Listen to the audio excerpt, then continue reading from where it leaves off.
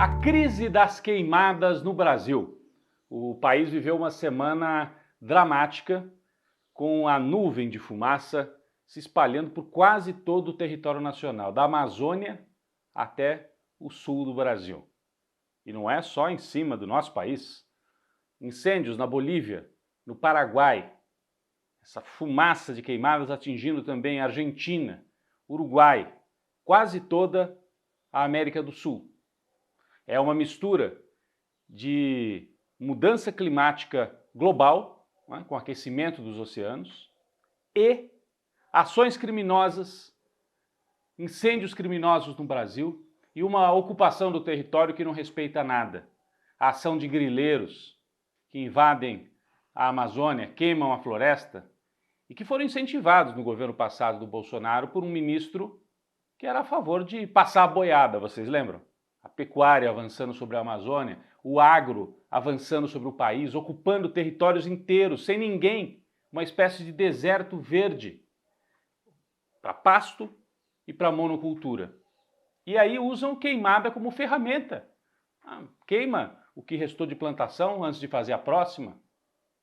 Então, é uma irresponsabilidade misturado com um modelo de negócio, com ações criminosas e com uma crise que é global. Tudo isso junto. São Paulo, no meio desta onda, que muita gente dizia, é uma névoa. Não é névoa não, gente, é fumaça de queimada. Né? Não tem nada a ver com o fenômeno do clima. Uma coisa normal do clima, não. São Paulo teve o pior ar do mundo esta semana. Um site da Suíça faz a comparação entre todas as metrópoles. 4 dias da semana, pelo menos, São Paulo ficou em primeiro lugar com o pior ar para se respirar, na comparação com cidades da Indonésia, do Paquistão, cidades da África, Santiago do Chile, que é famosa por ter uma dificuldade ali para dissipar os poluentes por causa dos Andes.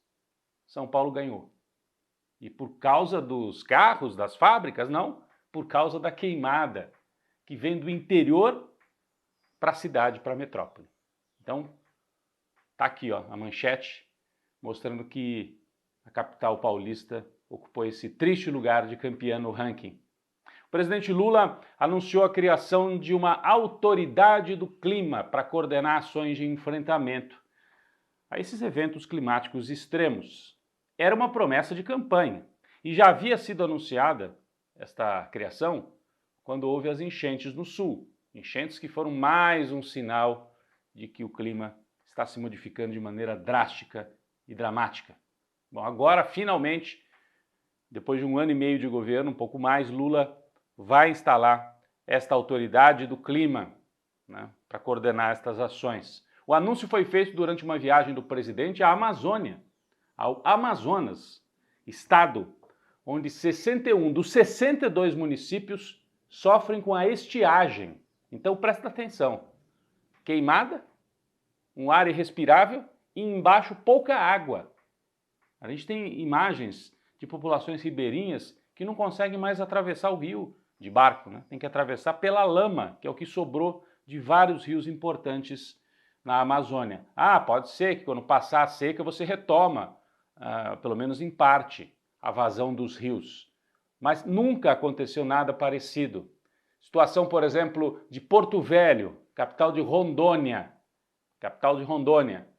Está coberta pela fumaça e o rio Madeira está na sua baixa histórica. Nunca teve um nível tão baixo o rio Madeira.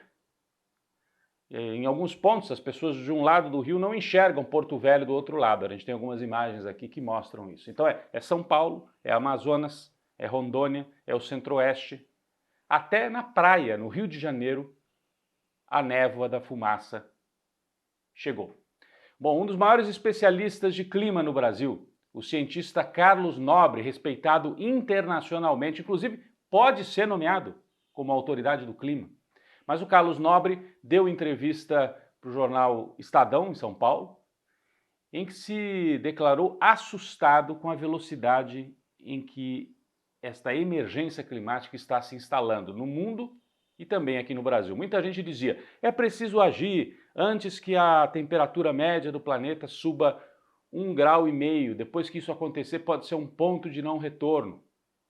Segundo Carlos Nobre, não é que vai acontecer, já aconteceu, nós estamos no meio desta mudança, então geleiras derretendo, nível do oceano subindo, alguns rios podem secar, isso vai mudar completamente a configuração, inclusive da ocupação das cidades.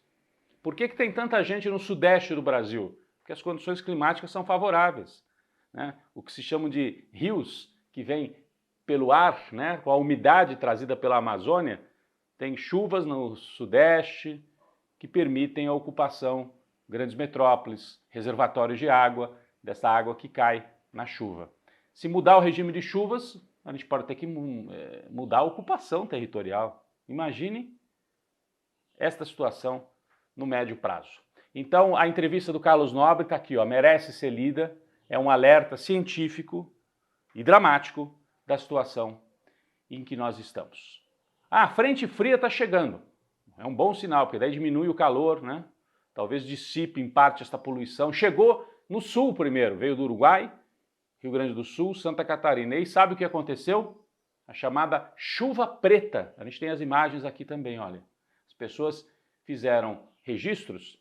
Quando caiu a primeira chuva na região sul e também no Uruguai, a água cai com a fuligem. Ela vem lavando o ar, entre aspas, né? E deposita esta fuligem. Então a gente está respirando essa fuligem. Vocês imaginem também o efeito para a saúde. E aí temos que dizer uma coisa. O governo federal está indo mal na comunicação. Tinha que ter convocado uma cadeia de rádio, independentemente da autoridade climática, que é para coordenar ações de governo, tem que informar a população. O que a gente faz? Fecha as janelas? Abre as janelas?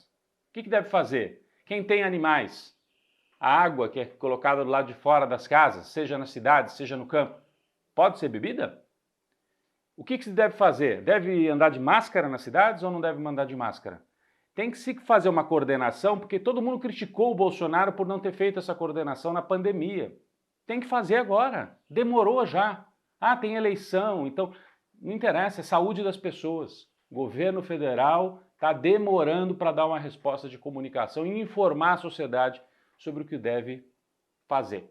Bom, o governo agiu rápido na outra crise, né? Na crise que veio da semana passada, com a demissão do ministro Silvio Almeida, acusado de assédio e importunação sexual contra a colega Aniele Franco. Ele foi demitido no último fim de semana pelo presidente Lula, que rapidamente nomeou uma substituta, Macaé Evaristo, mulher negra de Minas Gerais, militante da educação e dos direitos do povo afrodescendente, educadora e secretária municipal e estadual de educação, né, em Minas Gerais. Então, tem um perfil completo para dirigir esse importante Ministério dos Direitos Humanos, com mais apoio partidário, que o Silvio Almeida não tinha. O Silvio Almeida era um intelectual, assim, agora acusado de um crime, né, vai se defender, tem o direito de se defender, mas acusado de um crime grave.